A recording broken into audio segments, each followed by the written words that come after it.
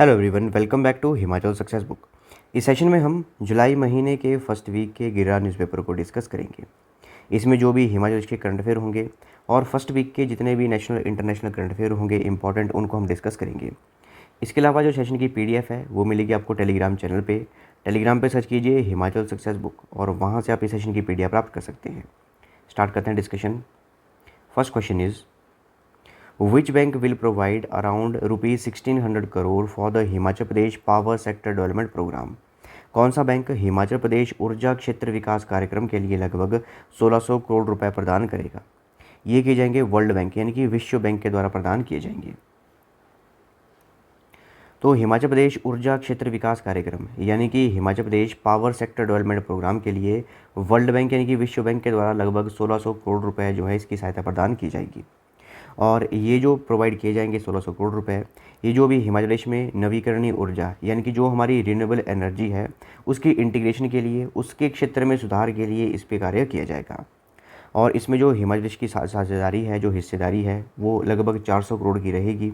और जब 1600 करोड़ में 400 करोड़ को हम जमा कर देंगे तो ये आपके पास बन जाएगा 2000 करोड़ रुपए। यानी कि जो पूरा का पूरा प्रोजेक्ट आपके पास है ये है 2000 करोड़ रुपए का, यानी कि लगभग 200 मिलियन डॉलर का ये प्रोजेक्ट है। और इसकी जो अवधि रहेगी वो रहेगी वर्ष 2023 से 2028 तक, यानी कि लगभग 5 वर्षों तक इसकी अवधि रहेगी। Himachal Pradesh government has signed MOU with which organisation for eradication of drug addiction? Himachal Pradesh सरकार ने नशे के उन्मूलन के लिए किस संस्था के साथ समझौते ज्ञापन पर हस्ताक्षर किए हैं? तो ये किए गए हैं आर्ट ऑफ लिविंग ऑर्गेनाइजेशन के साथ। तो हाल ही में जो हिमाचल सरकार है उनके द्वारा हिमाचल प्रदेश में नशा उन्मूलन अभियान के लिए यानी कि जो ड्रग एडिक्शन है उसको रिमूव करने के लिए, ड्रग्स को रिमूव करने के लिए एक आर्ट ऑफ लिविंग संस्था के साथ MOU साइन किया गया है। और इस समझौते के तहत जो आर्ट ऑफ लिविंग संस्था है ये हिमाचल सरकार के साथ मिलकर नशा उन्मूलन के साथ साथ सतत पर्यावरण संरक्षण, सामुदायिक आजीविका मॉडल, समुदाय आधारित पर्यटन, हर्बल वेलनेस, सामुदायिक वन प्रबंधन, आधुनिक शिक्षा, कौशल विकास, युवा सशक्तिकरण, इस तरह के विषयों पर भी कार्य करेगी। At which place the G20 S20 Science 20 meeting was organized in Himachal Pradesh? Himachal Pradesh में G20 S20 साइंस 20 बैठक का आयोजन किस स्थान पर किया गया? ये किया गया IIT मंडी में। तो ध्यान रखिएगा IIT मंडी में इसका आयोजन किया गया था। तो हाल ही में IIT मंडी यानी कि भारतीय प्रौद्योगिकी संस्थान, यहाँ पर 21 से 30 जून तक G20 S20 साइंस 20 बैठक का आयोजन किया गया था और इसकी जो अध्यक्षता की गई ये हमारे जो हिमाचल प्रदेश के राज्यपाल हैं उनके द्वारा की गई। अच्छा, कमेंट बॉक्स में लिखिएगा जो हिमाचल प्रदेश के राज्यपाल हैं वो कौन हैं। इसके अलावा जो ये मीटिंग ऑर्गेनाइज की गई थी इसकी जो थीम थी वो 2 थीम थी। एक तो थी टेक्नोलॉजी फॉर सोसाइटी यानी कि समाज के लिए प्रौद्योगिकी। इसके अलावा एक और थीम थी वो थी स्किल इंडिया। तो दोनों ही थीम्स को याद रखिएगा। इसके अलावा जो IIT मंडी है इसके जो डायरेक्टर हैं वो हैं professor Laxmidhar Behera. Which institute has acquired the skill development centre in Una? किस संस्थान ने उन्ना में कौशल विकास केंद्र का अधिग्रहण किया है? इसका जो अधिग्रहण किया गया है, इसे जो एक्वायर किया गया है वो IIT मंडी के द्वारा किया गया है। ध्यान रखिएगा जो स्किल डेवलपमेंट सेंटर है उन्ना में उसको एक्वायर किया गया है IIT मंडी के द्वारा। The Himachal Pradesh government has set a target of increasing the green cover from 28% to what percent by the year 2023? Himachal Pradesh सरकार ने हरित आवरण को वर्ष 2023 तक 28% से बढ़कर कितने प्रतिशत करने का लक्ष्य निर्धारित किया है?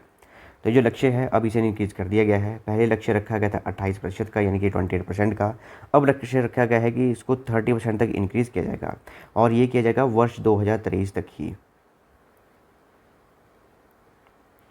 To whom is the Bhagsunag temple dedicated? Bhagsunag मंदिर किसे समर्पित है? तो भागसूनाग मंदिर जो है ये भगवान शिव यानी कि लॉर्ड शिवा को समर्पित है। सूरजताल झील किस नदी का उद्गम स्थल है? तो सूरजताल झील जो है ये चंद्रा नदी जो है उद्गम स्थान जो है वो है सूरजताल झील। बूढ़ा केदार पर्वत किस जिले में स्थित है? तो जो बूढ़ा केदार माउंटेन है ये मंडी जिले में स्थित है। कुल्लू दशहरा के समापन पर भगवान रघुनाथ का रथ कहाँ ले जाया जाता है? तो कुल्लू दशहरा के समापन पर जो भगवान रघुनाथ है उनका जो रथ है उसे सुल्तानपुर मंदिर में ले जाया जाता है। संसद के ऊपरी सदन यानी कि राज्यसभा के लिए हिमाचल से पहली बार कौन चुना गया था? तो राज्यसभा के लिए हिमाचल से पहली बार जो चुने गए थे उनका नाम था चिरंजी लाल वर्मा। हिमाचल की कौन सी जगह मशरूम सिटी के नाम से भी जानी जाती है? तो हिमाचल का जो सोलन है उसे मशरूम सिटी के नाम से भी जाना जाता है। कुछ इंपॉर्टेंट नेशनल और इंटरनेशनल करंट अफेयर हैं हमारे जुलाई के फर्स्ट वीक के, उनको आइए डिस्कस करते हैं। First question is what is India's rank in the 17th edition of global peace index 2023? वैश्विक शांति सूचकांक 2023 के 17वें संस्करण में भारत की रैंक क्या है? तो 126वीं रैंक है भारत की, जो हाल ही में ग्लोबल पीस इंडेक्स जारी किया गया है और उसमें रैंकिंग भी दी गई है। और ये भी ध्यान रखिएगा जो कौन सा ग्लोबल पीस इंडेक्स दिया गया है, तो ये जो है 17th एडिशन है ग्लोबल पीस इंडेक्स का, जो कि 2023 में जारी किया गया और इसे institute for economics and peace इसके द्वारा जारी किया गया। और इसमें लगभग 163 देशों की जो है वो रैंकिंग डिसाइड की गई और भारत का रैंक 126 है इस बार। और वर्ष 2022 में था 135, यानी कि भारत जो है वो 9 स्थान जो है ये ऊपर चढ़ चुका है। इसके अलावा टॉप किया गया है नंबर 1 जो रैंक है वो है आइसलैंड कंट्री का। इसके अलावा जो हमारी नेबरिंग कंट्रीज़ हैं, पड़ोसी देश हैं, अगर उनकी बात की जाए तो भूटान का रैंक है 17, मालदीव्स का 23 है, नेपाल का 79, चाइना का है 80, बांग्लादेश का 88, श्रीलंका का 107, म्यांमार का 145 और पाकिस्तान का वह है 146। Which state has become India's leading exporter of electronics goods in financial year 2023 with the export of USD 5.37 billion? वित्त वर्ष 2023 में 5.37 बिलियन अमेरिकी डॉलर के निर्यात के साथ कौन सा राज्य इलेक्ट्रॉनिक सामान का भारत का अग्रणी निर्यातक बन गया है?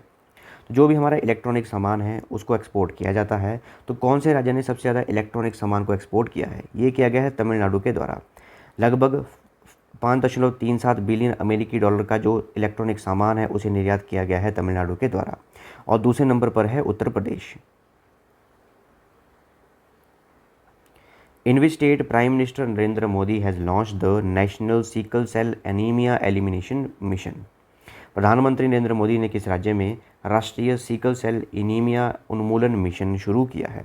ये किया गया है मध्य प्रदेश से। तो हाल ही में प्रधानमंत्री नरेंद्र मोदी ने national sickle cell anaemia elimination mission जो है इसे शुरू किया है और मध्य प्रदेश के शाहडोल जगह से इसे शुरू किया गया है। ये भी याद रखिएगा, मध्य प्रदेश की शाहडोल जगह से इसे शुरू किया गया।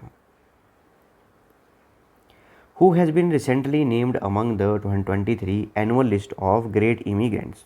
हाल ही में महान अप्रवासियों की 2023 वार्षिक सूची में किसे नामित किया गया है? तो ये हैं अजय बांगा। अजय बांगा जो हैं ये 14th प्रेसिडेंट हैं वर्ल्ड बैंक ग्रुप के, यानी कि वर्ल्ड बैंक के 14वें अध्यक्ष जो हैं वो कौन हैं? अजय बांगा हैं। और ये भारतीय मूल के हैं ये, और अभी अमेरिका में रहते हैं, और ये पहले ऐसे भारतीय अमेरिकी हैं जो कि वर्ल्ड बैंक के हेड बने हैं। When was the National Chartered Accountants CA Day 2023 observed across India? पूरे भारत में राष्ट्रीय चार्टर्ड अकाउंटेंट दिवस 2023 कब मनाया गया? ये मनाया गया 1 जुलाई 2023 को। तो याद रखिएगा 1 जुलाई को नेशनल चार्टर्ड अकाउंटेंट्स यानी कि CA डे जो है वो मनाया गया और इसकी थीम थी empowering financial excellence. Which bank has become the first bank to officially roll out महिला सम्मान सेविंग सर्टिफिकेट 2023? कौन सा बैंक आधिकारिक तौर पर महिला सम्मान बचत प्रमाण पत्र 2023 शुरू करने वाला पहला बैंक बन गया है? ये है bank of India. Bank of India जो है पहला बैंक बना है जिन्होंने महिला सम्मान सेविंग सर्टिफिकेट जो है ये शुरू किया है। According to Reserve Bank of India, provisional data in July 2023, India's service exports in May 2023 increased by what percent to USD 27.06 billion? जुलाई 2023 में भारतीय रिजर्व बैंक यानी कि RBI के अनंतिम आंकड़ों के अनुसार मई 2023 में भारत का सेवा निर्यात कितने प्रतिशत बढ़कर 27.06 बिलियन अमेरिकी डॉलर हो गया है? तो ये इंक्रीज़ हो चुका है 7.7%। यानी कि जो इंडिया का सर्विस एक्सपोर्ट है यानी कि जो हमारा सेवा निर्यात है अब वो बढ़कर कितना हो चुका है? 27.06 बिलियन अमेरिकी डॉलर हो चुका है और परसेंटेज में देखा जाए तो 7.7% ये बढ़कर हो चुका है। Who has been appointed as the new chairman of Board of Control for Cricket in India BCCI's Senior Men's Selection Committee? भारतीय क्रिकेट कंट्रोल बोर्ड की वरिष्ठ पुरुष चयन समिति का नया अध्यक्ष किसे चुना गया है? तो जो BCCI है यानी कि जो क्रिकेट को कंट्रोल करता है इंडिया में, उसकी जो सीनियर मैन की सिलेक्शन कमेटी है उसके जो हेड बनाए गए हैं वो बनाए गए हैं Ajit अग्रकर। Which state had recently launched Mo Jangal Jami Yojana, My Forest Land Scheme, to recognize the all rights under the Scheduled Tribes and other traditional forest dwellers? हाल ही में किस राज्य ने अनुसूचित जनजातियों और अन्य पारंपरिक वन निवासियों के तहत सभी अधिकारों को मान्यता देने के लिए मो जंगल जामी योजना, मेरी वनभूमि योजना शुरू की है? ये की गई है ओडिशा की सरकार के द्वारा। तो हाल ही में जो ओडिशा की सरकार है उनके द्वारा जो है एक योजना शुरू की गई है। इस योजना का नाम है मो जंगल जामी योजना। योजना का नाम याद रखिएगा। इसके अंतर्गत जो भी वहाँ पे शेड्यूल्ड ट्राइब के लोग हैं और अदर ट्रेडिशनल फॉरेस्ट ड्वेलर्स हैं, यानी कि अन्य पारंपरिक वन निवासी हैं, उनके जो अधिकार हैं उन्हें मान्यता प्रदान की जाएगी। Name the organisation that has recently granted USD 1.5 billion to accelerate India's development of low carbon energy sources. उस संगठन का नाम बताइए जिसने हाल ही में भारत के निम्न कार्बन ऊर्जा स्रोतों के विकास में तेजी लाने के लिए USD 1.5 बिलियन का अनुदान किया है। ये किया गया है वर्ल्ड बैंक यानी कि विश्व बैंक के द्वारा।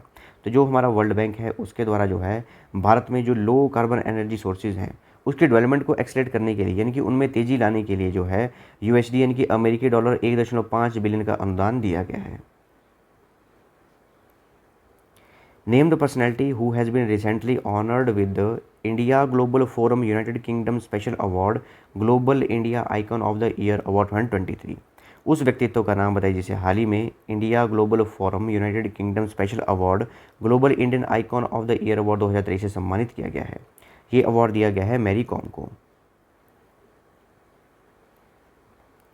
Who has been appointed as the new head of research and analysis wing, that is रॉ, RAW। तो रॉ के नए अध्यक्ष बनाए गए हैं Ravi Sinha. Who has been given the Gandhi peace prize for the year 2021। वर्ष 2021 का गांधी शांति पुरस्कार किसे दिया गया है? ये दिया गया है गीता प्रेस गोरखपुर को। When is international dance day celebrated. अंतर्राष्ट्रीय नृत्य दिवस कब मनाया जाता है? ये मनाया जाता है 29 अप्रैल को, 29 अप्रैल को। Who is the author of the book victory city. Victory city जो बुक है ये सलमान रुश्दी द्वारा लिखी गई है। Which state has maximum production of pulses in India. Bharat में दालों का सबसे अधिक उत्पादन किस राज्य में होता है? ये होता है राजस्थान में। Which Indian has been decorated with the highest civilian honor of the France for his outstanding contribution in the field of arts and promotion of Indo-French culture relation? ये दिया गया है किरण बडार को।